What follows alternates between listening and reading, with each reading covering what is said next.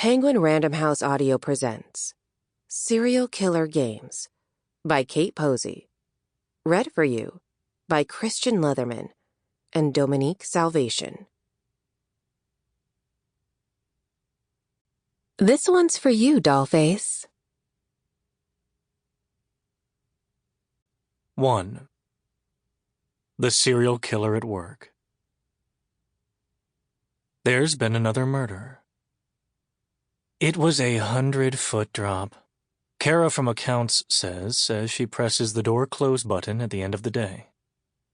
150 at least, says Stanley from IT.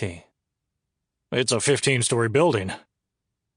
The elevator lurches as it begins its descent, and everyone goes quiet for a moment, contemplating that fairground feeling of falling. Have the police done a press release yet? Did they know for certain it's connected to the others? Tiffany from project management asks. Her commuting sneakers squeak as she rocks back and forth. It only happened yesterday. They haven't said anything yet. It wasn't a murder, Stanley from IT says. He threw himself off. Tiffany from project management gasps. How do you know? It's what I wanted to do when I worked there. Stanley from IT guffaws. Kara from accounts doesn't laugh. 9 falls in 5 years, each at a different office building downtown. She muses. There's someone behind it all. Everyone thinks there's someone behind it all. The existence of the paper pusher has been a topic of speculation at every temp job I've had. Every downtown office building I've worked at in the past 5 years. I know a little more than most. Maybe it was an HR exercise. A trust fall gone wrong, eh? Eh? Stanley from IT doesn't get a laugh from Kara from accounts, so he turns to Tiffany from project management. He doesn't get his dues there either. He frowns. It's just an urban legend, he says irritably. You don't actually believe someone's going around pushing people off rooftops. Kara from accounts sniffs. The elevator doors open on the 14th floor to welcome a newcomer dressed in all black. Her red lips a surprising pop of color at the end of this boring, dreary day. She slides in like a shadow, bearing her phone like a talisman that will protect her from small talk, and slinks against one wall of the elevator, the collar of her black trench coat flipped up, and her face angled down at the screen. I don't know her name yet, but I make a point of learning names and departments. I'll figure her out soon enough. It's a serial killer. I know it, says Kara from accounts. The shadow perks her ears. Stanley from IT sticks his hands in his pockets and gazes up at the grill ceiling, shaking his head with a stupid smirk on his face and sighing indulgently. Stanley is a bit of a bully. Serial killers don't push their victims off rooftops. They strangle them or slice them up. They like to watch their victims die. Tiffany from project management turns green. Maybe this serial killer is squeamish. Kara from accounts persists. Maybe he doesn't like to get his hands dirty. He? Who says it's a he? It could be a she. Stanley from IT says indignantly. Are you agreeing with me that this person exists? I watch the newcomer from across the elevator. Her eyes gleam and she presses her lips together like she's heroically restraining herself from joining in the conversation. And normally I wouldn't join in either. Generally, I prefer to watch and listen. I stick to the fringes. But what's the appeal of serial killers? I ask, and everyone startles. They'd forgotten I was there. Unremarkable, dull, in my gray coat and gray slacks and gray tie, my everyman haircut and glasses. I melt into the walls wherever I work.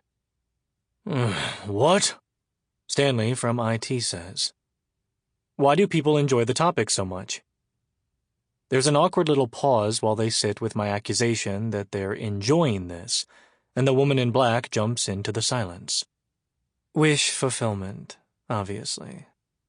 Is there someone you want to kill? I ask.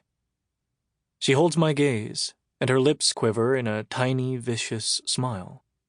A good serial killer would never draw attention to her target. We reach the ground floor, and the public transportation cohorts spill out when the doors open, nattering all the while. Normally I'd be with them, but I drove today, the first day of my new temp job. I have an errand after work. The doors sigh shut, and I'm left alone with the shadow bundled stiffly in one corner, her black leather bag clamped under one arm. She glances at me, just a quick lizard brain reflex to scan her environment. But our eyes catch, and I'm surprised to find myself talking again. Chit-chat is not something I do. What would your MO be? Would you push someone off a roof? She answers immediately, as if she's been waiting all day for this question. I'm a straight-razor kind of girl. Small, portable, quick, wouldn't require much physical exertion, and there's a certain retro classiness to it, don't you think? Very, Sweeney Todd. She frowns and turns to face me properly with dark, inscrutable eyes. One slim hand slides her phone into her pocket. I was thinking Black Widow. Kept her first husband's razor as a trophy. Sounds messy. I don't like messes myself.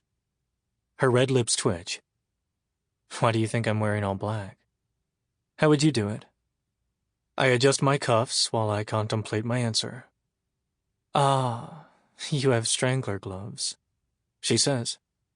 I flex my fingers in my black leather gloves. Like Stanley said, I say.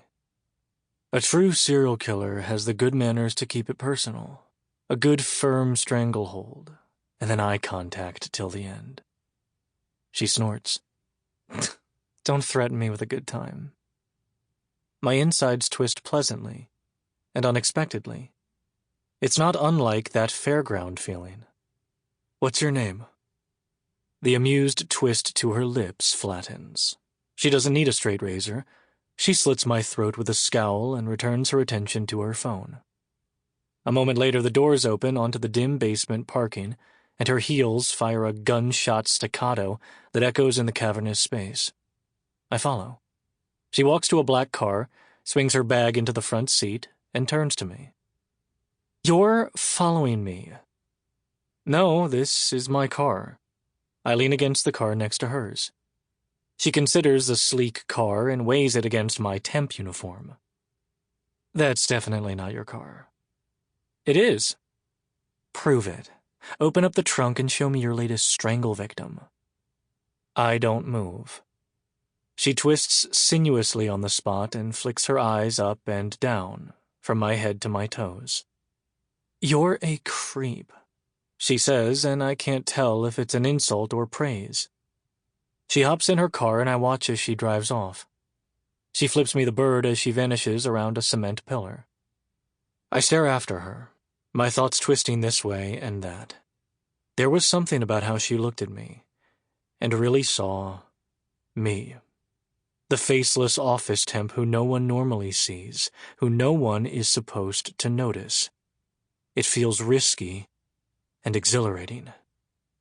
I fish my keys out of my pocket and pop the trunk. There's a rolled-up rug inside, blonde hair spilling out one end. I could have shown her. Wouldn't that have been hilarious? 2. The Temp. My life is like this. My alarm clock says 4 o'clock, or 3:47, or 5:10, or something like that, when consciousness stitches itself together. I never actually rely on my alarm clock to wake me. I don't sleep well.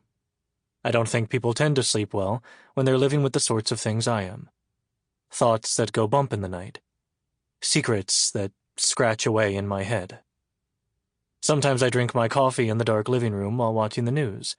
The housing crisis, the climate crisis, the crisis. Luckily, none of it affects me. Sometimes I watch the sleeping neighborhood from the balcony. Sometimes I stand in my roommate's doorway and watch him snore as Verity lies unnaturally ramrod straight beside him. No normal woman sleeps like that, although it's been a while since any woman has slept next to me, normal or otherwise. I stand there and wonder what I'll do with him. I wonder what I'll do with her When the Sample complete. Ready to continue?